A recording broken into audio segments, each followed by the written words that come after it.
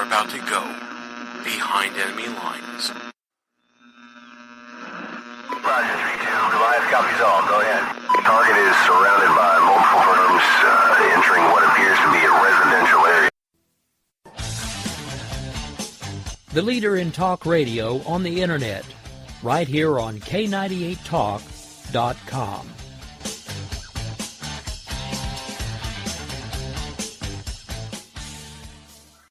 Is debt beating you down? You need discipline. You need the Debt Ninja. If you've been caught in a financial trap and need to be set free, then you need the Debt Ninja. Want to stop those harassing collection calls, start saving thousands in interest and fees, and get out of debt fast? Then you need to call the Debt Ninja.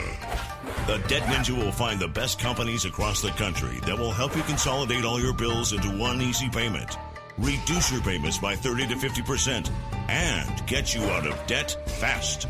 If you have unsecured debt of $10,000 or more, such as credit cards, loans, or medical bills, call the Debt Ninja for a free 15-minute consultation. Call 800-826-1246.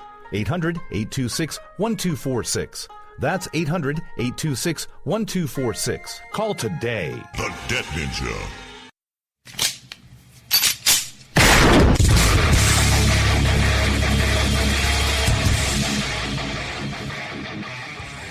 This is Slickery Trigger for Rebel Road Tactical. With proper care and feeding, your pistol will be ready when you need it. There to save your life. Shouldn't your gear be that good? Whether you need a holster for comfortable everyday carry or a tough-as-nails holster for your next training course, Rebel Road Tactical has what you need. Check us out on the web at rebelroadtactical.com.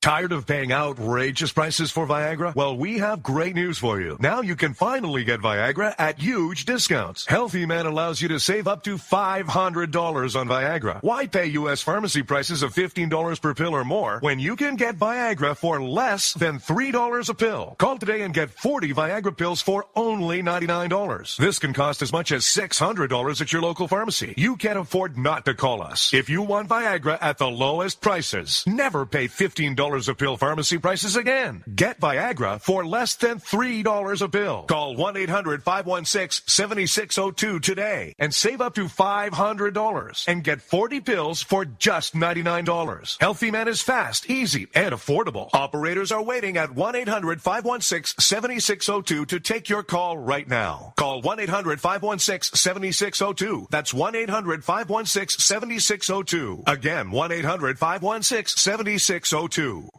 In these uncertain economic times, you've got to do whatever you can to save money. One of our biggest expenses can be our cars, especially when unexpected repair bills hit. Not anymore. If you own a vehicle with less than 130,000 miles, is less than 12 years old, has a warranty about to expire, or even no warranty at all, you could stop paying for car repairs. Roadside assistance, towing, and rental coverage are all included. Don't wait for the next repair. Make one free call right now to see if you qualify. If your vehicle is less than 12 years old, has less than 130,000 miles, even if it's out of warranty, paying for car repairs can become a thing of the past. Call us right now and get your car protected before your next repair bill hits. Get protection and no more repair bills. Call 800-696-1030. Again, 800-696-1030. That's 800-696-1030. 800-696-1030.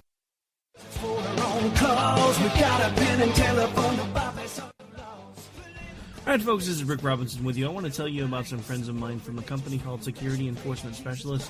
When I ran my security agency for 12 years, I worked with one of these partners on a daily basis. He's been involved in this agency now, and with his other partner, they do have over 30 years of experience in the private security industry. If you own a business, and you need someone to keep you or your customers or residents safe, then I highly recommend contacting Security Enforcement Specialists today. Give them a call at 405-703-1796. Again, that's 405-703-1796.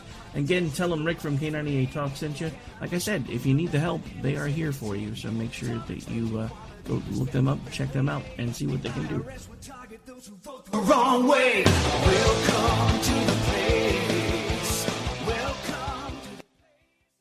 Individuals and businesses with tax problems, listen carefully. Do you feel like you're losing control over your finances? If you owe over $10,000 in back taxes or have unfiled tax returns, we can help you take back control. The IRS is the largest and most aggressive collection agency in the world, and they can seize your bank account, garnish your paycheck, close your business, and file criminal charges. Take control of your tax problems now by calling the experts at Tax Mediation Services and take advantage of the Fresh Start program and new laws that may allow us to negotiate a settlement for the lowest amount possible. Our team of tax attorneys and enrolled agents can stop collections and get you protected so you can take control of your financial future. Tax Mediation Services is accredited by the Better Business Bureau. Call now for a free case review and a price protection guaranteed quote. Call Tax Mediation Services now at 800-610-9050. That's 800-610-9050. 800-610-9050. The Internet will never be the same. You're listening to K98Talk.com. Good God, y'all. What is it good for? Absolutely. Requesting permission to engage. From the People's Republic of New York City, you're now going behind enemy lines with Gene Baradelli and Russ Gallo.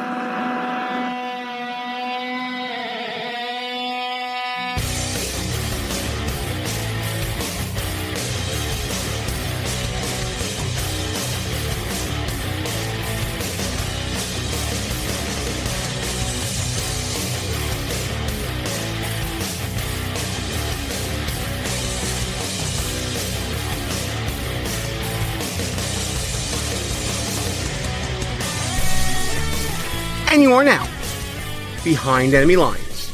Hey there, how you doing, America? Gene Baradelli, flying solo once again. Russ Gallo, my usual co-host, is still with his National Guard unit serving us and drilling upstate New York here in the People's Republic of New York State. And, of course, we wish him all the best. He's going to miss a heck of a show, folks. We're going to be talking about the Philadelphia experiment. Yes, we're talking about that debacle going on with the DNC happening this week. My, oh my, where are we going to begin on that? We're going to get into it as much as we can. And, wow, is all I have to say about that. We're also going to be talking to Bob DeRigo Jones, friend of the show. He comes on frequently, a few times a year, to discuss his wacky warning labels contest that he does annually on Stossel on Fox News Channel. And we're going to be talking about it in the context of what in the world has happened to the word reasonable.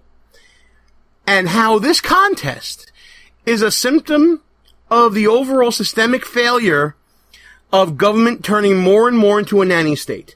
But first and foremost, as I see all of our friends gathering up in the chat room, we got a chat room going live here on the show when we broadcast Tuesdays at 10 p.m. on Spreaker, whenever we get to 10 p.m., that is. You can check it out at www.behindenemylinesradio.us. Click on the Listen Live button, and you can check everybody out in the chat room and say, as one person has said, hi, diddly-o. And, well, there you go. I don't know how people are going to be in the chat room tonight between listening to the Philadelphia experiment, the debacle in the city of brotherly love. I'm so wound up, I can't even talk about it. But where do you begin, folks? I mean, as we're broadcasting this now, we're early in the week. So when you're listening to this later on any one of our rebroadcast outlets or on demand this week through any one of our podcasting affiliates, you're going to be hearing me rant and rave a lot about the first half of this convention because, man, oh man, you want to talk about conventions gone awry. You want to talk about conventions not going smoothly. You want to talk about, things not going according to plan. No, I'm not talking about the RNC. Although some would say the RNC had its own share of problems, which you could come to expect from a non-politician running a convention. But these professional politicians who make their living off of your backs, yours and my backs, career politicians who all they know is public service and government and throwing these types of affairs, where do you begin? I'll tell you what, let's begin at the beginning. And no, I'm not talking about the DNC leak, because we'll get to that a little later. But let's start right at the beginning. And this couldn't work out any better for our show. For those of you listening to us for the first few times, you may not know us too well. We like to do a Buffoon of the Year contest every year, where we pick up the biggest dunderheads, idiots, buffoons in politics for that year. And we line them up tournament style in a bracket, and you, the fans, vote for who that number one buffoon is. And last year, it was Baltimore Mayor Stephanie Rawlings Blake. Well, who gavels in the convention? Well, nobody really. Stephanie Rawlings Blake, our Buffoon of the Year, reigning and defending, forgot to gavel in the convention. And if you go to Twitter and watch the video of her running back on stage, grabbing the gavel, holding it up, and then slamming it into session, oh my goodness. What a way to start the circus, folks, with a buffoon. It goes on from there. I mean, listen, the lack of self-awareness is one of the biggest things in politics that we all need to answer to sooner or later. Listen, we all have our moments where we forget to say the right thing. You hear me blithering and stuttering during every show. So it's kind of easy for me to point fingers here. I'm the ultimate hypocrite on this, I guess, right? But when you are the party that thinks that voter ID laws are racially motivated, and then you require your own delegates to show ID so that they can be eligible to vote at your convention, that is a shocking lack of self-awareness. How many times have we heard that these laws they have no purpose, they're only meant to keep minority voters from the polls and poorer individuals who can't afford the overburdensome cost of an ID? The same people who say that, those same limousine liberals, are requiring ID to check in to get into their convention so that the vote is proper and above board. And I can't even believe I'm saying this with a straight face, because we all know that the whole system is rigged on the DNC, and we'll be talking about that in a little bit. Next, we want to talk about lack of self-awareness. The first night of the DNC in Philly, there was something that was painfully missing. It was noticeably absent. It was brought up on social media all day. Where was the American flag on the first day of the launching of the Democratic National Convention? After all, they're looking to nominate their choice to run the United States government. Again, astonishing lack of self-awareness. These are supposed to be professional politicians. And these are the same people that were poking fun at the RNC in Cleveland. These are the same people with Debbie Wasserman Schultz pointing out, hey, Ryan Priebus, RNC chair, if you need a little extra help running a convention, I'm here for you. Come on, these are the same people who wanted to show us up and us being conservatives and Republicans? Oh my goodness. We got a great comment in our chat room saying that they're listening to the show while eating his taco bowl. A reference to something we'll be talking about later on in the segment. Great stuff from Dano, one of our resident chat mavens, bringing up some stuff we'll be talking about later on. The lack of self-awareness here is so astonishing. This is the party, this is the group, this is the organization that tells you that building a wall on your southern border is racist. It is stopping the dreamers from coming across and making a better life for themselves in America and all these great things and kumbaya and all that. And yet they have an 8-foot-tall fence 5 miles around their venue in Philadelphia. And on the first night of the convention, they even had a mini wall separating the delegates, the little people, from the dais and from the stage.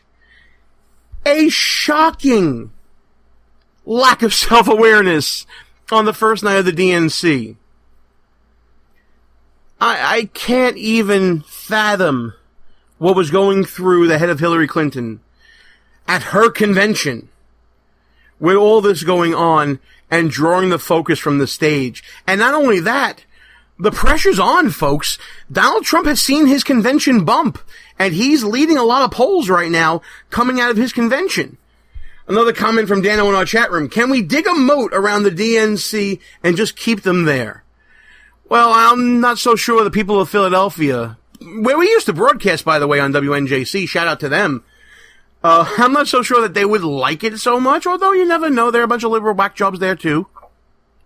Could be possible. We'll look into it during the show. But now, folks, the main event of the evening for the opening of the DNC happened before the DNC. And that was the WikiLeaks disclosure, let's call it. The leaking of thousands of emails from the DNC to and from the DMC showing behind the curtain, folks. It was a Wizard of Oz moment. You finally got to see what was behind the curtain, and before Debbie Wasserman Schultz can say, pay no attention to that lady behind the curtain, she was out of a job. And it couldn't have happened to a nicer person, let me tell you me. Debbie Wasserman Schultz, apparently, one thing we found out from the leaks is that she's a fan of Hamilton. So that puts it pretty much with everybody else on Broadway and everything. And before the Philadelphia experiment even happened, she was put on the defensive by the leaking of these emails showing not only, let's call it unethical coordination between the mainstream media and the DNC, but definitely questionable coordination between the DNC and the Clinton campaign. When your own party is running against you, and I'm talking about Bernie Sanders right now, that really is not only an indictment of how scared they are of you and your movement. And let's face it, America's scared of Bernie Sanders and his movement. So I can understand the DNC being scared of it. But to actively work against someone who's eligible to run for the head of your party, the top of your ticket, and to work against them like that, man, that's just low. Say what you want about the RNC process. You could say that it was a circus and 17 candidates and too many debates and it became, the proverbial name-calling contest and it got down in the gutter and all that. Say what you want about it. You ended up with someone that the establishment, quote-unquote, did not want. To me, it's an indication that the process was led by voters. Say what you want about voters, and believe me, I've heard it all this week, and we're going to get into that in a second as well. But the process on the RNC side, from the outside looking in, appears above board, appeared to be voter-driven. The people is what mattered, and Republicans, no matter on what side you're on it, are either reveling in it or they have to live with it. On the DNC side, it's so much worse and insidious. What you're seeing is that there was not only active engagement against a campaign, but there was also a shocking opinion of blocks of voters. I mean, can we just talk for a second about quote-unquote Taco Bell engagement?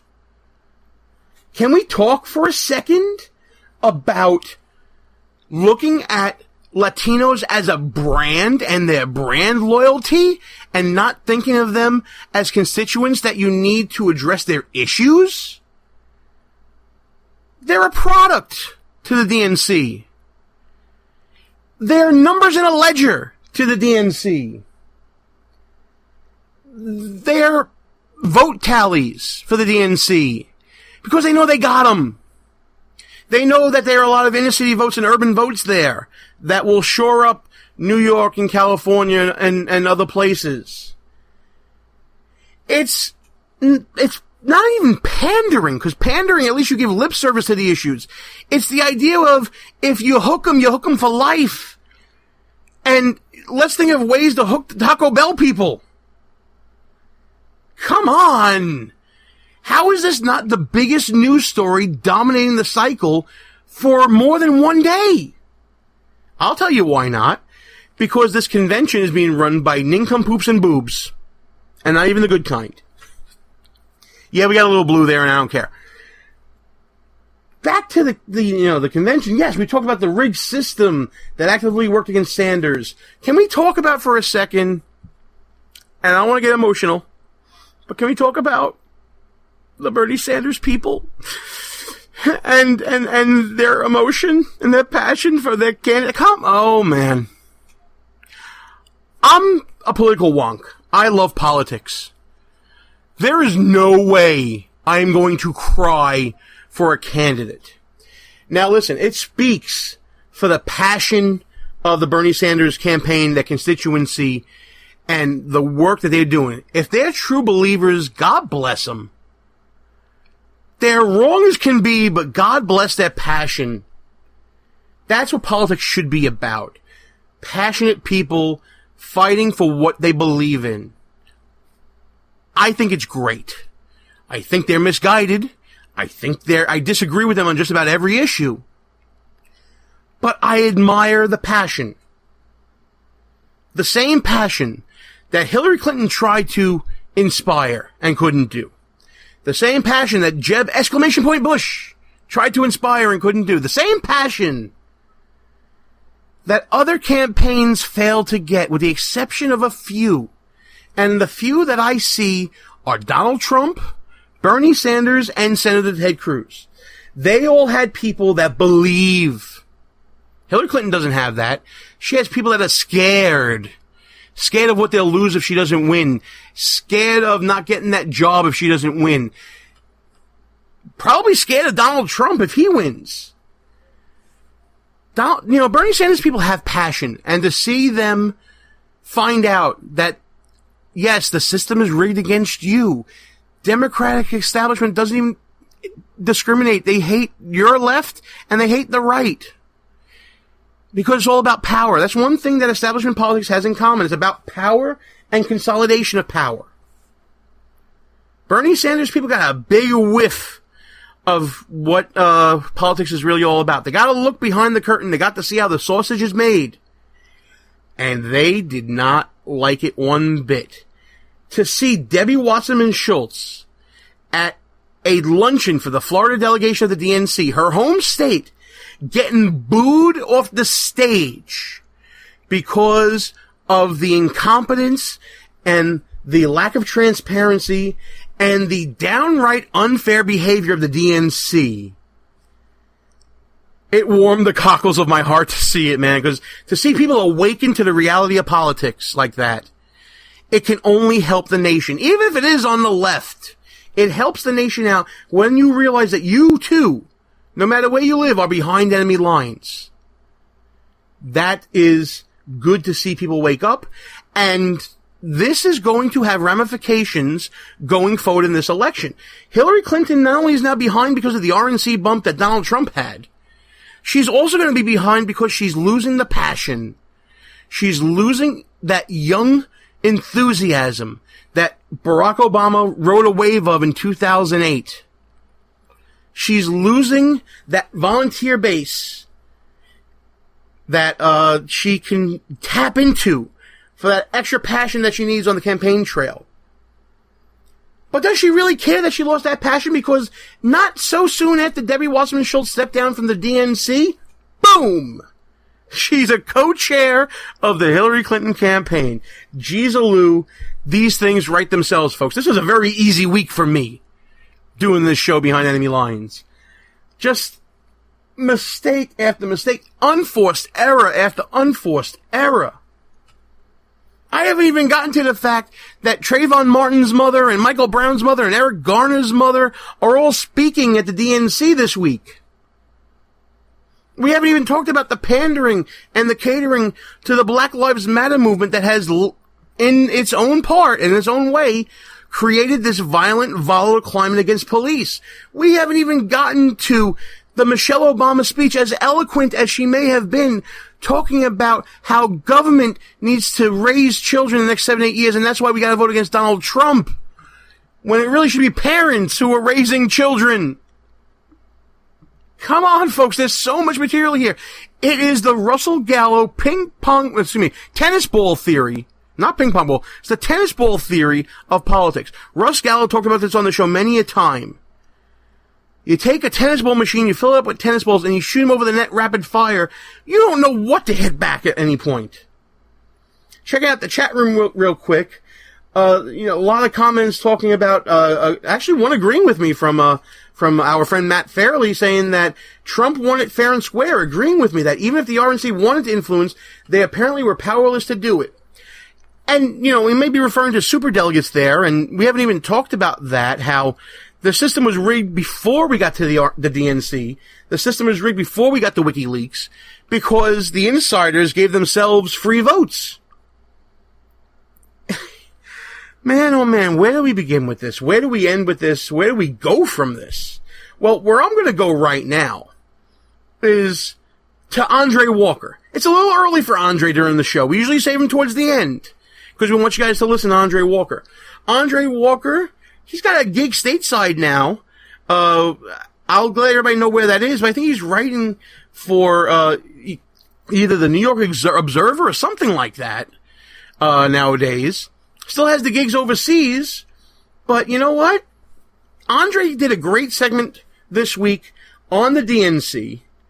Let's let everybody listen to that right now. We'll take a little breath here to listen to even the song stylings, God help us, of Mr. Andre Walker. Hello and welcome. My name's Andre Walker, and your weekly monologue starts right now. It's official! It's time to start buying the shares in Mexican concrete suppliers because Hillary is against Trump. I think we all know who's going to win that one. Yes, who could have believed it?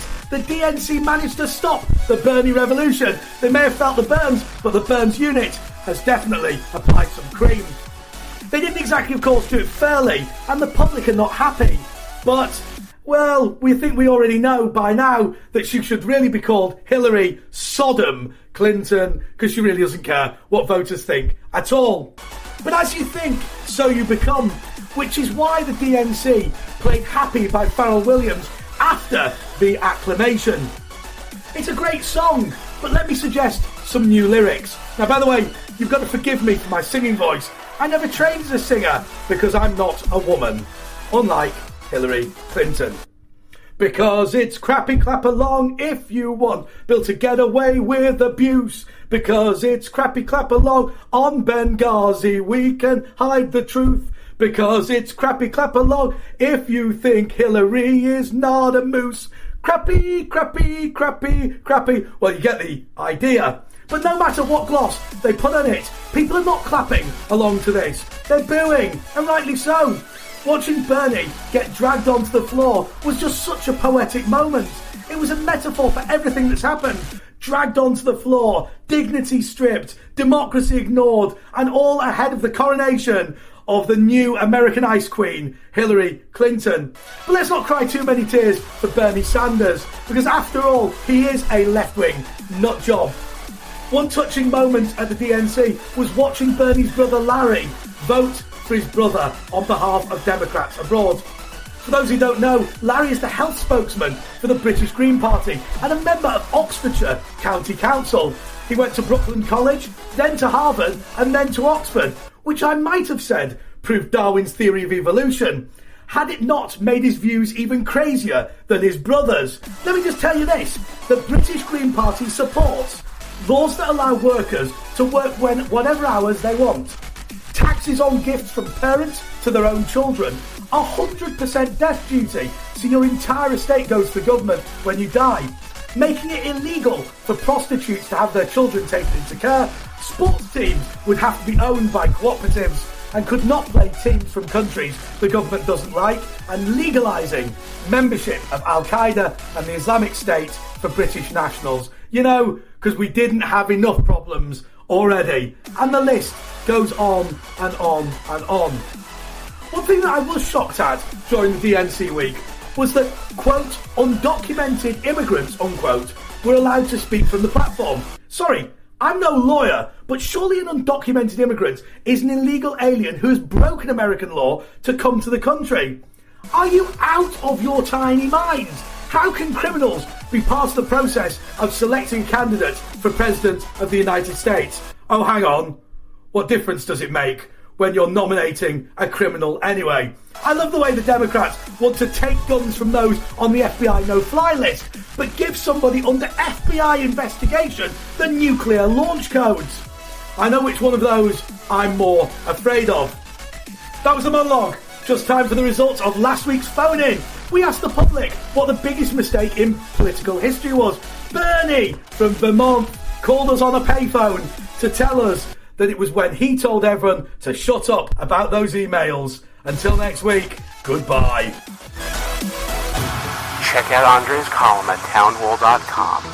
Check him out on Twitter at AndreJPWalker. And read Andre's work here, Behind Enemy Lines. Now back to the show. Andre, I need you to make a promise to us never to sing in your monologue again. Woo! I didn't think things could any worse on the show this week. Oh man, Andre Walker, check him out at andrewalker.uk, and of course at Town Hall, and right here Behind Enemy Lines. Folks, you know, I was just thinking during the monologue, all the things that Andre was talking about, and, you know, sports teams being barred from playing in places, kind of just like what New York tried to do, with Albany College going to North Carolina. We're not too far away from what Andre's talking about as far as, you know, the socialist left that he sees overseas. I was thinking about that, and then I was thinking, as I was looking through the laundry list, the huge list, if you will, of flaws and gaffes and unforced errors at the DNC so far. And I'm thinking to myself, man, it feels like James Comey's report, FBI Director Comey's report, is so long ago. Feels like ancient history, doesn't it?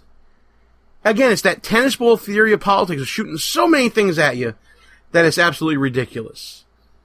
You know, I had a friend, I have a friend actually, I'm still friends with him, one of our chat friends, Matt Fairley, who said, you know, it is history making what Hillary Clinton is doing at the DNC, becoming the first woman from a major party to be nominated for president. And it got me thinking about definition of words and phrases and terms. Everything's history. It's also history that the Democrats have nominated the first candidate to be that's a known security risk, a known national security risk. You know, that's history. It's also history that a woman who allowed people to be killed overseas in Benghazi to be elected. I mean, I'm stretching that one. But it's also history for a person who accepts donations from Middle East countries and people that treat women and lesbian and gay people like crap to then be the champion of those issues in this country. There's a lot of history going on here. It's the first time a socialist came this close to being the Democratic nominee. Oh yeah, tons of history here. It's the first convention I can think of that is against putting up a fence to protect America, but puts up a fence to keep America out of the convention. I mean, guys, words have meaning. It's history that a billionaire with no political experience is gotten the nomination from the Republican side. It's history that there were that many candidates that ran for president actively on the Republican side. There's a lot of history. History's everywhere. It's kind of meaningless to say it. So the next time you hear someone talking about history being made by Hillary Clinton running, ask him, is it the first time that, like I said, a known security risk has made it this far? Is it the first time that a person with this many scandals has remained and thrived in politics?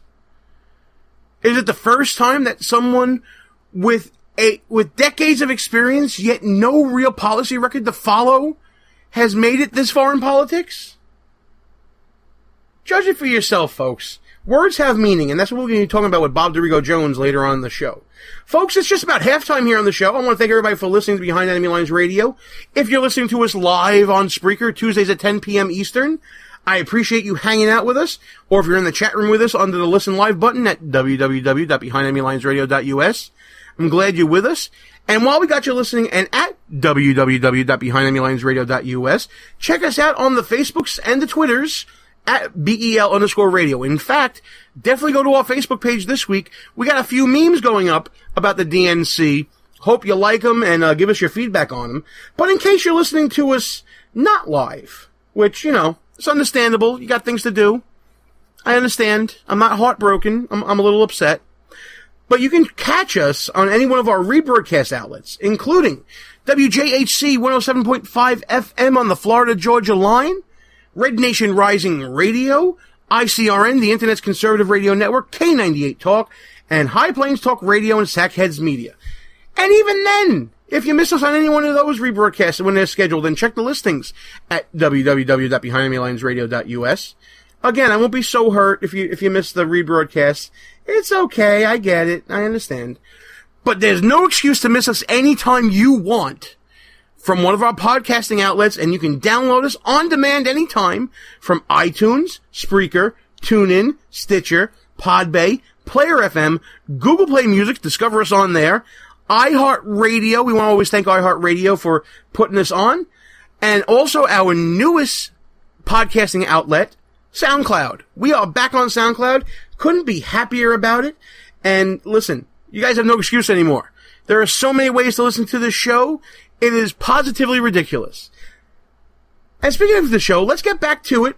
But first, we're going to hear some messages from some of our sponsors and a few brief words. But when we come back, Bob DeRigo Jones talking about the Wacky Warning Label contest. This is always a hoot and fun. I figure since we're having some fun with the DNC, we might as well have some fun with Bob. Great interview we did this past week. You're going to really like it. Gene Baradelli, Behind Enemy Lines. We'll be back with Bob DeRigo Jones right after these brief words. If you're a long-time listener of the show, or maybe this is your first time listening, you can probably tell that me and the gang here, we like to have our share of fun, whether it's on or off the air. We talk about 2-drink minimum radio and no medication Wednesdays or whatever day it may be. That's why when we found the people at Less Government, More Fun, we knew it was a match made in heaven with this show. Folks, we live in a time where government is out of hand. Our founding fathers did not intend government to be all-consuming in all parts of our lives. That's why we are telling you to go to lessgovmorefun.com, check out the website, check out the swag. What the people want is less government, more fun. Pass it on, make it happen. Who might you save? Your mother, your father, your husband, uncle, aunt, son. Learn FAST, F-A-S-T, the sudden signs of a stroke, and you could save your friend, teacher, boss. F, face drooping. A, arm weakness. S, speech difficulty. T, time to call 911. F-A-S-T. That's F, face drooping. A, arm weakness. S, speech difficulty. T, time to call 911. The sooner they get to the hospital, the sooner they'll get treatment. And that can make a remarkable difference in the recovery of your neighbor, the waiter, grandmother, grandfather. So learn FAST, the sudden signs of a stroke, then pass it on, because you never know who might save you. Your wife, your colleague. Spot a stroke fast. Visit strokeassociation.org, brought to you by the American Stroke Association and the Ad Council. Behind Enemy Lines Radio is all about being right. No, seriously, it is. If you ever listen to Russ Gallo or me go back and forth on some issue, we always want to make sure that we remember who said what and when we said it. That's why we go to goonrecord.com. It's a brand new social media website. Challenge people on what they believe, whether it's in politics, sports, entertainment, finance, whatever. There's a category for you at goonrecord.com. Check it out right now. Tell us, what do you stand for? It's time for you to go on record. Behind Enemy Lines. Back on the air. Gene Baradelli back behind Enemy Lines. You know, folks, I don't know why I do this to myself, but every year, or, twice or three times a year sometimes, I always invite back my friend Bob DeRigo Jones just so he can bash me for my chosen profession. Bob, of course, the purveyor of the Wacky Warning Labels contest that you see on Stossel every year from the Center for America, and has his own weekly radio show. And again, I don't know why I'm plugging the competition, but here I am with Bob. Bob, how you doing, pal? Hey, I'm doing great. Nice to be back on your show, and I'd never bash you, Gene. You know, we have a lot of friends who are lawyers, and 90%, who knows, 95, 99% of lawyers are out there doing great work, but it's the ones that file lawsuits like the lawsuit that leads to a warning label on a wood router that says, do not use as a dental drill, that we need to get out of the system because it leads to the warning labels that we see in our contest every year. Yeah, well, that one is definitely bad. You know, it must be Russell, my co-host that usually does this with us, that keeps bashing me. That must be my memory fucks there. Anyways, so listen, this not only is the Wacky Warning Labels contest a staple on Stossel every year, and of course, you know, mentioned annually on this show, but it looks like you hit the big time because one of your labels apparently made it into a major motion picture. Why don't you tell everybody about that? Yeah, it's really funny. We started getting calls from people saying, have you seen the new Finding Dory movie? And I said, no, what's going on? And they said, well, there's a scene in the movie where there's a baby stroller, and there's a warning on it saying, remove child before folding. And the funny thing is that was the title of our book about funny warning labels 10 years ago. It was called, and by the way, it's in reference to a stroller that is one of these umbrella strollers that you can fold up and throw in the backseat of your car. And right around the time that won our contest, Time Warner Books called and said, we've been hearing you talk about this, let's do a book about it. So we wrote a book about the 101 stupidest, silliest, and wackiest warning labels in America. And, of course, that list has grown beyond 101. I see the winner for this year also references a major motion picture franchise, also owned by Disney. And I couldn't believe it when I saw what won. Tell everybody who won this year in case they missed Stossel.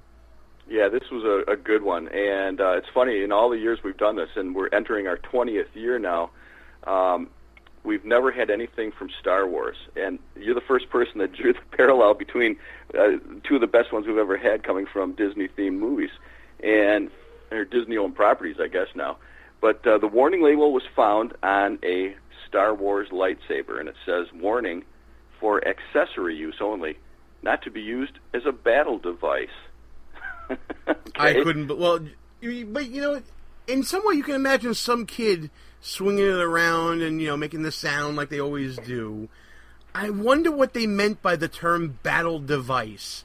Like, do you think that they actually thought someone would use it in a way to actually fight someone, like, for real? I mean, what is that all about? Battle device. We have seen so many crazy lawsuits. I can just envision a couple of college kids getting a little tipsy at a party and pulling out the lightsabers and going to town on each other. You just never know.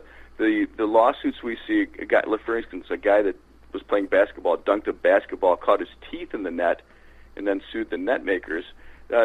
It proves that truth is stranger than fiction. Right, and this goes to the whole legal concept of foreseeability and reasonableness, really. And listen, right, we get into this argument all the time. I think that lawyers should be rewarded for creativity, but they shouldn't be rewarded for stupidity. I can understand a novel theory going forward in a products liability case, but I can't see something like, you know, teeth caught in a net, or someone thinking that a toy lightsaber should be able to protect them in battle. I don't get why do lawyers pick up these cases? Is it that desperate out there nowadays? Well, it's because they can, and this is one of the things we talk about at the Center for America. The purpose of Center for America is to try to eliminate barriers to the free enterprise system and take off the restraints on our economy so that we can fully enjoy the benefits of having such an entrepreneurial culture.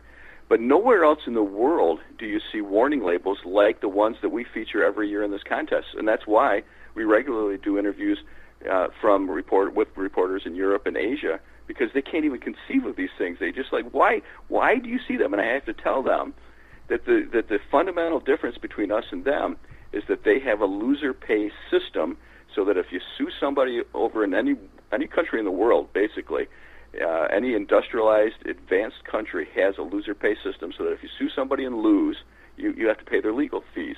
And as you know, that's a real discouragement to filing what might be considered a frivolous lawsuit or a losing lawsuit. So because there is very little downside in America, and anybody that practices law knows that it's relatively rare to see a judge that levies sanctions and fines a lawyer for filing a lawsuit. So in that kind of a climate, somebody who's hungry for a suit or a win and needs the money, well, why not do it? Is what they say. So we're trying to raise awareness of this so that judges act as a gatekeeper to the courts like they used to be. You know, our grandparents didn't need to be warned that a fishing lure could be harmful if swallowed. Like today we are warned that, or that a scooter moves when used. Think about that. I mean, I like to raise that because it shows just a shift in our culture over the last 40, 50, or 60 years that that it isn't necessarily helpful, but it's causing manufacturers to constantly look over their shoulders for lawsuits. Yeah, it's a shift to a nanny state, is what it is. It's this is, people don't maybe not see the connection to this, but this is the precursor to government saying, we need to put a warning label that this food is too salty, or we need to put a warning label that, this contains whatever. I mean, smoking in a bar and things like that. It's all these things where you may not agree with, let's say, smoking, but you agree with freedom.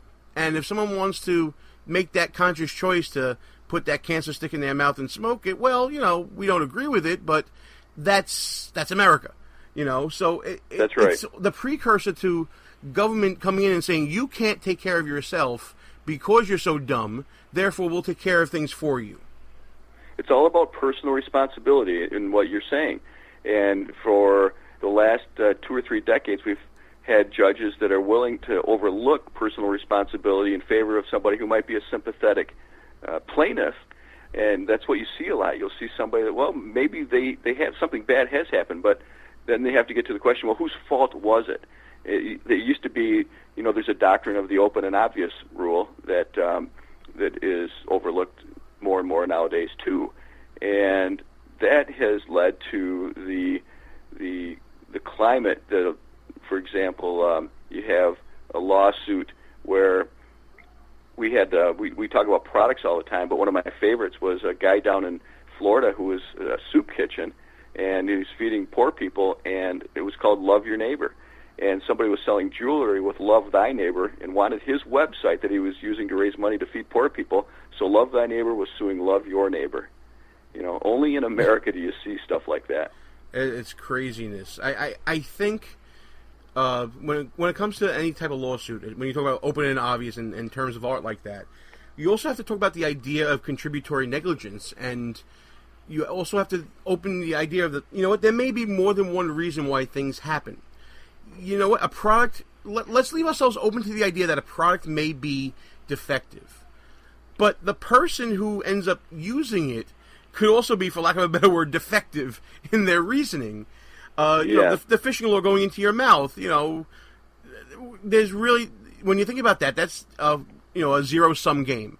But if you're talking about the one where people can't read the instructions and the warning label says, do not use product if you cannot read this, that's when you start looking at, balancing, Yeah, definitions of these terms change over time, too.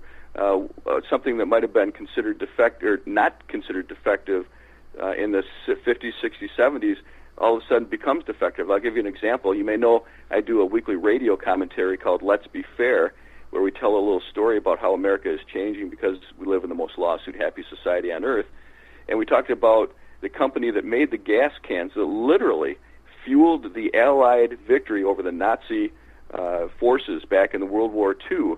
That company that provided the gas cans that fueled the cars and the tanks and so on was put out of business because somebody was, more than one occasion, there were 2 or 3 occasions where somebody's making a fire, used a gas can to pour gas on the fire as it was burning, and bad things happen when you do that. Well, now is that a defect of the can, or is that a defect of the thinking, or just bad luck? It's just bad things happen sometimes. Well, after having defend themselves against those types of lawsuits over and over again, they were put out of business. They went bankrupt. So that's a dramatic way of showing just how our country has changed. A product that we probably couldn't make it through World War II with and scored victory with was put out of business. You know, as you were saying that, I was thinking to myself that you're absolutely right about changing definitions, and the biggest definition that has changed in our society is the term reasonable. What was reasonable 20 years ago is not considered reasonable now. Can we attribute this to a lot of this progressive equivocation, nanny state stuff that we see in government? Is there a parallel between the change of what is considered reasonable and government coming and taking control of people's lives? I think you can. I think that's a good point. I think a lot of these things begin in law schools, where you have law professors that are encouraging their students to use litigation to change public policy. We see that.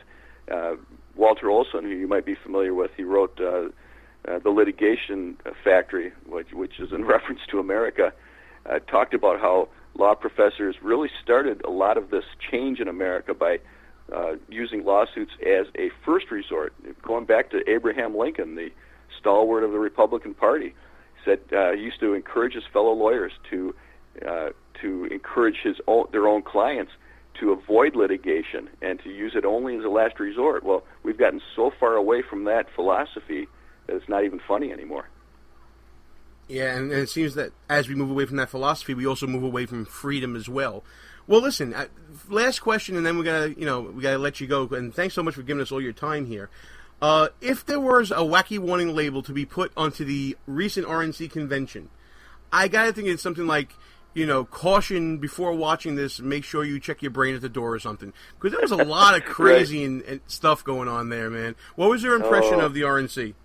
I think you're right. I think there are a lot of Republicans that could think of a lot of warning labels to put on it. Viewer discretion advised, events don't depict real life, something like that. It's really an interesting and unusual time to be alive, isn't it, Gene? Events don't depict real life. In politics, that is always the case.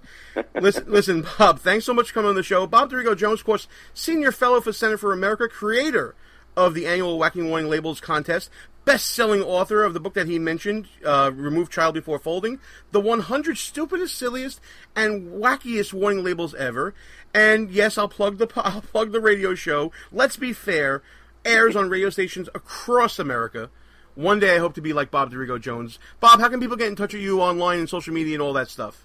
Yeah, thanks. They can go to centerforamericatv.org, and we would love to give the $1,000 grand prize that we gave to Susanna Pete this year to one of your listeners. So all they have to do is look around the house, the office, find a funny warning label. My goodness, they're on just about everything that we buy these days. If it's funny, if it's common sense, if you think it's there because they fear a lawsuit if it's not put there, just go to our website, centerforamericatv.org, look us up, and email it to us, and it's that easy. We take it from there. Check out centerforamericatv.org and marvel at the wacky warning labels from the past and the present. This society's doomed, pal. Thanks for showing us that much. Bob Dorigo Jones, you're the man. Thanks so much for coming on the show. Always nice talking with you, Gene. Thanks. The show will be right back. But first, a word from Al Sharpton. Good evening, Rev.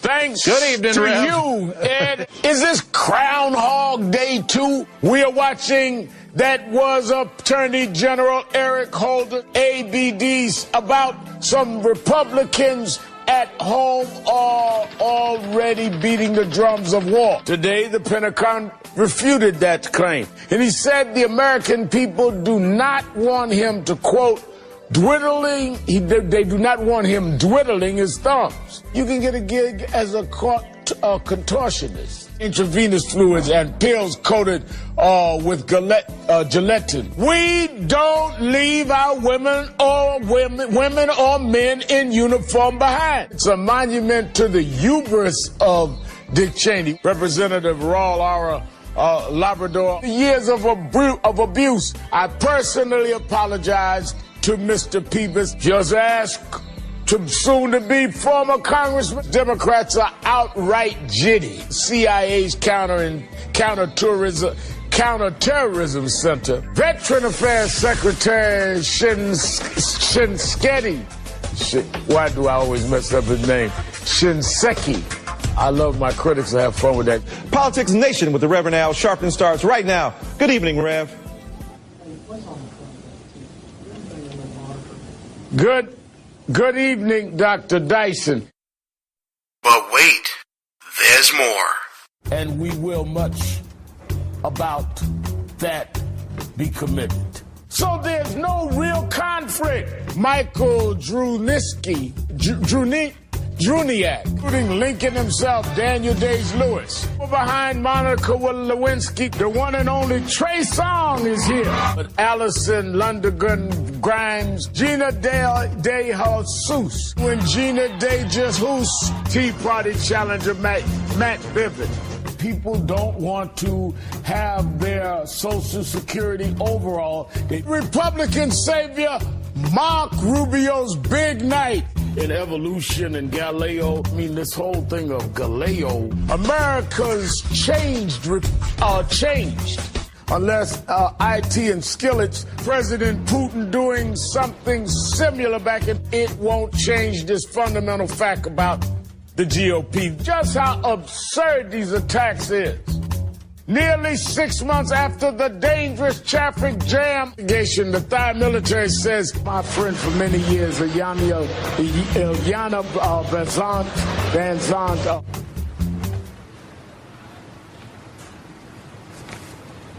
There's nothing there. And they gave this guy a TV show? Let's get back to our show. Gene Baradelli, back behind enemy lines. I want to thank Bob Dorigo Jones coming on the show, pointing out to all of us that this society is doomed because of stupid people who think that it's okay to use a plastic lightsaber as a battle device. Check them out, SenateForAmerica.org. The Wacky Warning Label stuff is a lot of fun. Folks, look for labels yourself. I want a listener of this show to win the $1,000 prize next year. Be on the lookout. In fact, if you're at the DNC, you probably see a lot of wacky warning labels because there's a lot of wackiness going on there. Of course, we've been talking about the DNC where the system is rigged and the votes don't matter. Kind of like whose line is it anyway? But we just put up a meme about that at our Facebook page for Behind Enemy Lines Radio.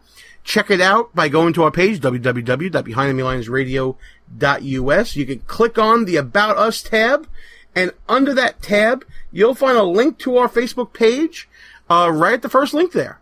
So yeah, I'm showing you how to work the website and teaching you something about politics at the same time. Who knew? Just about getting ready to wrap the show up. We're going to have a few final thoughts here. Again, Russ Gallo should be back in a couple of weeks or so. I don't know exactly where he is or when he's coming back. He never lets me know when he's upstate doing his drill stuff. But we wish him the best and hope that he's safe and sound while he's doing it. So, final thought time, folks. I'm going to end things on as good a note as I can. And that is, a lot of the silliness is gone, but a lot more is coming at you.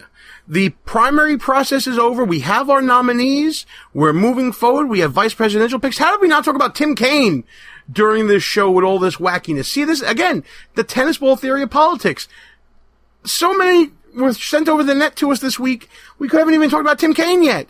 The vice presidential pick for Hillary Clinton and his gifts that he got while he was in office and how he's a safe pick for Hillary Clinton and shows that maybe she's underestimating Donald Trump a little bit.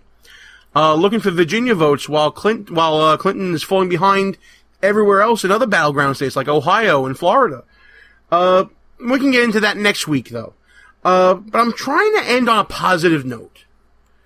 And I guess the only positive note for me is, and maybe this, I'm going to take a point of personal privilege here. And I'm going to happily announce that I will once again be a godfather. Yes, Italian godfather, you make the joke. To my cousin's newest addition, Corinne Michelle Sinecor, who is happily living in the state of Ohio. So instead of going to the RNC in Cleveland last week, I am going up there for a much better reason. And that is to meet this little cutie and to stand in as her godfather for her christening and baptism. And I can't wait to do it. You know what? That's a nice way to end it. Talking about the things that are most important to us. Politics come and go, folks. Your family, your life, that's very important. And politics enters into that when you want to really become in charge of your family's life and in charge of your own life. So stay active, stay involved, keep thinking, keep believing, and keep listening to this show, folks. But until next week, from behind enemy lines here at the People's Republic of New York City. Boy, did I screw that up. Gene Baradelli is saying thanks for listening, and we are out of here. Good night, folks. Our position has been compromised. It's time to roll out. Report for debriefing at www.behindenemylinesradio.us and look for regular communications via Facebook and Twitter at BEL_radio. You are the resistance. Behind Enemy Lines. A rock radio production. Copyright 2016. Back in 7 days. Out.